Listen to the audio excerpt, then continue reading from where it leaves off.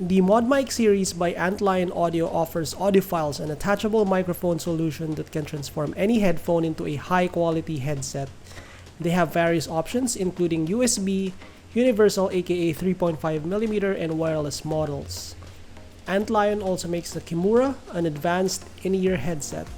And they even offer bundle deals pairing their mics with headphones at a discount. In this review, I'll be covering the ModMic USB and Universal versions, which are priced at around $100 and $60 to $65 respectively, or 5,400 and 3,600 pesos. Quick disclaimer, Antlion generously provided these microphones for review and I was allowed to keep them, but they had no editorial control or input in this review. I wanted to give them a quick shout out though for being so responsive throughout the review process. So, the ModMics are unidirectional condenser boom microphones with noise cancelling tech built in. This second generation ModMic improves on the original by offering better sound quality from larger mics, enhanced noise rejection, and improved build quality with a more flexible cable. As I really haven't tested the first generation, I'll be solely focusing on the second gen. The ModMics come in a compact box with a hard case including adhesive discs, cable clips, and an alcohol prep pad to secure the mic to your headphones. Antlion also sells these accessories separately. Once installed, the boom mic attaches magnetically, staying securely in place without being overly tight.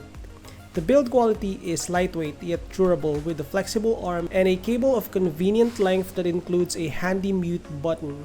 As shown in my hands-on shorts, installation is straightforward. You just need to find the ideal spot on your headphones for the adhesive, attach the mic magnetically, and use the included cable clasps to keep them tidy.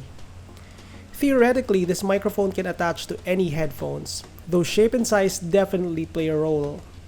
For example, the ModMics fit with the HD8XX is perfect, as you can see here.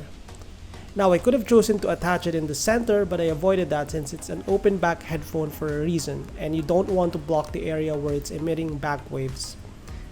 It's such a minor detail, and one may even argue that it doesn't really have any effects sonically, but as an audiophile, you kinda live for those nuances. The fit with the Utopia is also solid, and even with the ZMF Bokeh, which I initially hesitated to install it on because of the gorgeous wooden ear cups. But practically speaking, a closed-back headphone like the Bokeh is more optimal since it's portable and allows me to take calls outside without worrying about extra amplification to sound fantastic. The more open-back design makes the fit with Hi-Fi Man's egg-shaped cans less ideal. Like I said, you can make it work, but details like headphone color matching or ideal placement on the cup are sometimes down to personal preference. Only you can decide what works best for you. In terms of sound, the ModMics perform well for meetings and calls, blocking out background noise effectively. Thanks to its cardioid pickup pattern, it captures voice clearly and rejects surrounding noise. With a busy street nearby and a dog prone to barking, this feature is essential. I've tried various other mics before, including the HyperX Solocast, which picks up everything, and lapel mics that don't capture as much detail.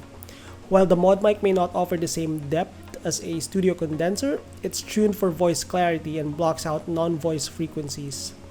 For everyday calls and video conferencing, it's an ideal compact solution.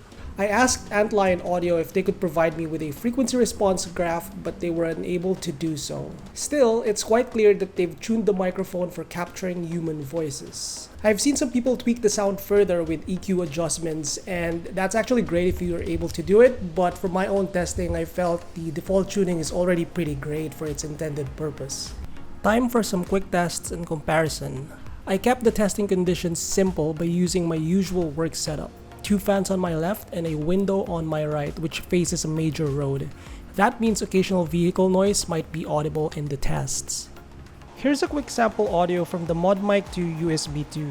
Please keep in mind that I have 2 fans turned on and my room is near a major road. It goes without saying, my room is pretty much untreated. Now here's another sample audio, this time from the Universal version. Now obviously I can't really recreate the exact same scenario, but hopefully this test still gives you an idea of how much noise gets in and the overall clarity.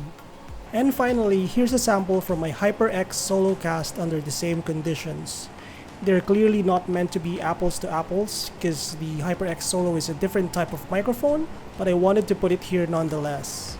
I've been working from home for nearly 5 years now and have been an audiophile for over a decade. Call me snobbish, but I've always avoided headsets because I assumed they sounded inferior to standalone headphones without attached microphones. To be fair, I may be generalizing a bit.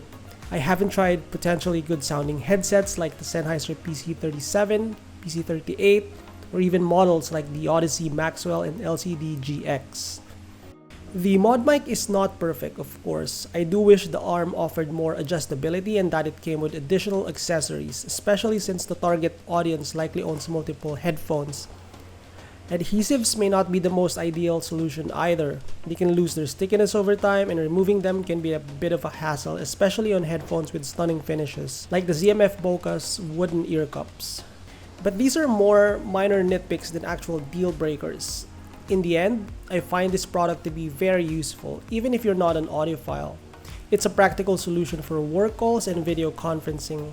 While I wouldn't call it the cheapest option as there are plenty of good microphones in this price range, the ModMic stands out for its convenience and flexibility. Now, I initially thought it was a unique offering, but a quick search showed similar products from Audio-Technica, Meze, and a few smaller brands from Amazon which I'd be interested in comparing in the future. Until then, the ModMic 2 is a solid choice. It actually may be a bit pricey, but having a quality detachable boom microphone that pairs well with any of your favorite audiophile headphones makes it worth considering. That's about it for this review. Do you have a ModMic or have you tried it out for yourself? I'd love to hear your thoughts about it. You can also subscribe to the channel to stay on top of headphones or audiophile related reviews like this one, and we also have a website over at headphone.ph for the text write-ups of this review. Peace.